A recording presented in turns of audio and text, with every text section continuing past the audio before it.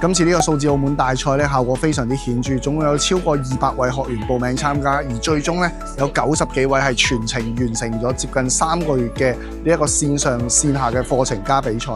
咁最終其實個成果咧，我哋見到一等獎嘅有5位學員咧喺現場展示咗嗰個 AI 智能體嘅效果咧，都係非常之實用，亦都係好符合我哋澳門本地嘅一啲應用場景。咁我相信咧，今次呢一個活動咧係可以為我哋澳門成個中小企，包括可能青年創業嘅生態入邊咧，注入一個非常之強大嘅動力。點解咁講咧？因為 AI 智能體係可以賦能到去各行各業，令到大家嘅生產效率提升，甚至係一個生產質量咧，亦都會隨之提升。希望未來我哋各行各業，包括澳門嘅青年啦、澳門嘅一啲創業者同埋澳門嘅中小企，都可以更多咁樣去應用 AI 智能體，去為自己嘅發展咧去賦能。咁我相信咧，未來大家喺呢一個技術嘅加持下咧，一定係能夠去創出更加多、更精彩嘅未來，亦都可以為我哋澳門經濟適度多元注入全新嘅活力。